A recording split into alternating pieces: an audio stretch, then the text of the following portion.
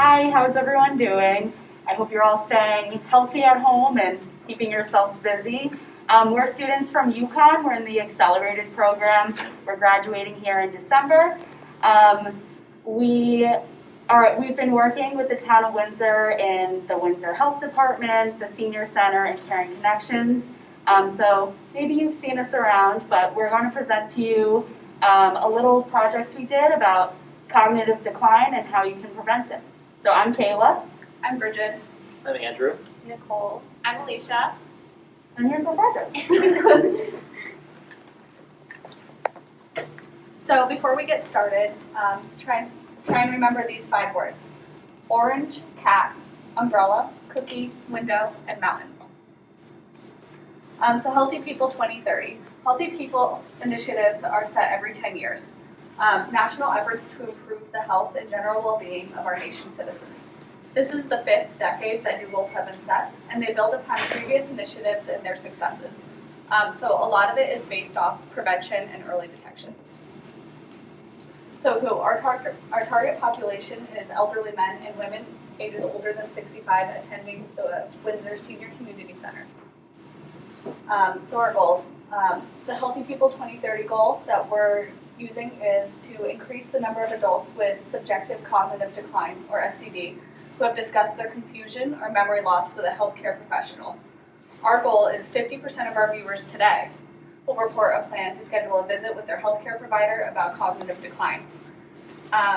Subjective cognitive decline, which involves confusion or memory loss, is an early symptom of Alzheimer's disease and other types of dementia. Not all people with these symptoms develop dementia, but many do. If people with SCD talk to their healthcare provider about their symptoms, it may lead to an early diagnosis. Okay, so as Bridget mentioned, SCD could be an early sign of something like Alzheimer's, but we do know that as you age, your memory declines regardless. So I kind of want to talk about what the differences are between what's normal and what should you talk to your doctor about. So as you age, men and women naturally experience a decline in your working memory and your episodic memory. So your episodic memory is like, you can't remember maybe specific events that happened a long time ago. It's bound to happen. I can't remember what happened this morning. So, and your working memory is more like, you're doing something and then all of a sudden you forget what you came into the room for, or you're just catching yourself, forgetting little things like that. That's normal. You're gonna kind of lose a bit of that. As you age, you have a lot more memories to keep track of. So, so mild forgetfulness is normal, but if you find that it's affecting your day-to-day life, that's when you should be contacting a professional. So if you're noticing that it's having a negative impact, you're forgetting important things, you're losing things all the time, that could be something that you might want to talk to a doctor about. So as Bridget mentioned, SCD, subjective cognitive decline, it's self-reported, so it's based off of what you subjectively are feeling, if you're feeling like you are experiencing these symptoms. So it's self-reported symptoms of worsening cognitive decline. So it includes more frequent confusion and memory loss, and it may impact your day-to-day life. So something that could indicate this is getting lost in a familiar place, frequently forgetting to take your medications, to pay bills, misplacing things often and being unable to find them. Like, I forget where my keys are every once in a while, but if it's happening all the time and then you also can't find them, that can be an issue. And if you find yourself having difficulty following conversations, that can also indicate some subjective cognitive decline. So SCD affects 1 in 9 older adults, so it's pretty common. It's 11.7% of adults 65 or older state they experience SCD. And we want the elderly population to seek professional help when they notice these symptoms, because, like we said, this can be an early detection sign of something like Alzheimer's. So you want to get ahead of it. You want to prevent it if possible. So some things that may contribute or accelerate cognitive decline and memory decline are things like diabetes, high cholesterol, high blood pressure, sleep apnea, depression, coronary heart disease, or certain medications. And these are pretty common in the population now, especially in older adults and the elderly population. So that doesn't help the situation. Diseases that cause cognitive decline also are stroke, Alzheimer's, and dementia, which, as we know, are common as well. So some things to help prevent or slow cognitive health decline. Although we said this is a natural process, there are some things that we can do to try to help decrease the symptoms a little bit. So adequate sleep. They say that you should get 6 to 8 hours of sleep a night to be described as adequate and be good and rested for the next day. Hydration. They say that you should get about 8 glasses of water a day. Good nutrition. They say that you should follow the Mediterranean diet, that has shown help in decreasing cognitive health decline. Exercise, so just getting out and going for a walk. It doesn't have to be, weightlifting or running marathons, but definitely getting out and doing some things around your house or outside, especially with social distancing and quarantine right now. Puzzles, so things like crosswords, Sudoku, board games, card games. And to go along with that, social interaction. They say that having conversations with people, and again, I know that we're in the middle of a pandemic right now, so even calling someone on the phone or FaceTiming, that can help decrease cognitive health decline. And with that, in a post-COVID world, playing puzzles with other people can also help. And also quitting smoking. So this is just a kind of a visual representation of all that, and kind of ironically denoted as a puzzle. So it's kind of just to emphasize the point that it's not just one factor that's contributing, it's a combination of all. And if you implement multiple things, you're going to have a better outcome. So some interventions that can also be included. So recognizing, as we've talked about, recognizing signs and symptoms of memory impairment early. We want to keep your brain active with memory games and cognition activities. We have a few of those later for you guys to interact with.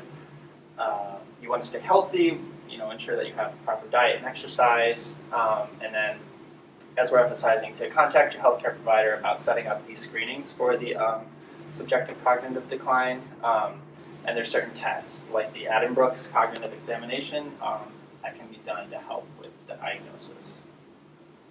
So again, with screening, so I guess this is kind of where the interactive portion starts. Can anyone in the room remember those, at least some of those first 5 words at the beginning of the presentation? Yeah. Good. Window, umbrella, Good. mountain.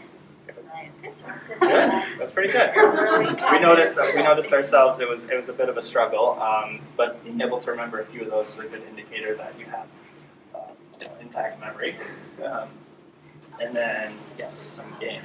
All right, so as the rest of the group said earlier in the presentation, doing games or puzzles or anything to kind of get your brain moving and thinking is really important. So we're going to do some games right now. We're going to use the rest of the group and the other group to play these games. So the first game is going to be a game where you find a word that connects 2 words that seem unrelated. So for example, piano and lock. What is common between those 2 words? And the answer is key. Are you guys ready? Yeah. All right. So ship and card. Dead. Yes. Very Good good. job. Good job. We have the answers on the next slide, so if you miss them. Tree and car. Trouble. Wow. Give people a chance. School and I. This one's kind of like, So there can It's also be over. multiple Yeah. multiple answers, there can be like multiple. multiple avenues that connect the words. Can I go? Can we have a hint? Oh, starts with a P. Yeah. Pupil. Yeah. Good. Very good. Pillow and court. Case. Yes. Yeah. So that was Good. It's not easy. River and money. Flow. Bank.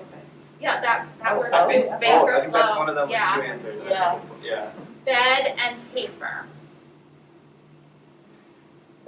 Sheet. Yeah. Yes. I can't get. Army and water.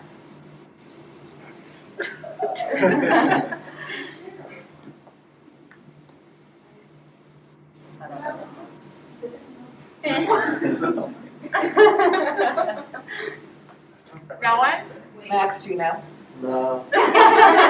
Tank. Oh. Yeah. Tennis and noise. Racket. Yeah. Yes. And smoker and plumber.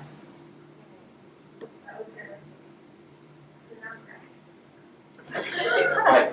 Yeah. What was it? Height. Oh, Right. that's good. And then those are the answers. Flow, yeah, flow is also possible. Exam and private. Why would private? Private eye is like. Oh, private. All right, and then we have another game. It's called the shopping list game. And how this one works, you kind of have to play it with a group of people. But one person starts with something. I'm going to the store to buy bread. The next person adds something else to the list, and it continues to go around. And each new person has to remember everything else that was on the list. So we'll demonstrate. I'm going to the store to buy bread. I'm going to the store to buy butter and bread. I'm going to the store to buy bread, butter, and milk. I'm going to the store to buy bread, butter, milk, and brownies. I'm going to the store to buy bread, butter, milk, brownies, and orange juice. All right, I'm going to the store to buy I bread, thought we butter, did that. milk, brownies, orange juice, and pickles. I'm going to the store to buy bread, butter, milk, brownies, orange juice, pickles, and ice cream. I'm going to the store to buy bread, butter, milk, orange juice. I can't remember anymore. Pickles, but there was a few more. Brownies. So Andrew, Alright. I will be contacting my doctor. So these games are good for everyone, clearly, not just Yeah, not it's hard. just seniors. They're good for everyone. Everyone needs to, get your brain moving. Your brain is like a muscle. You have to use it or lose it.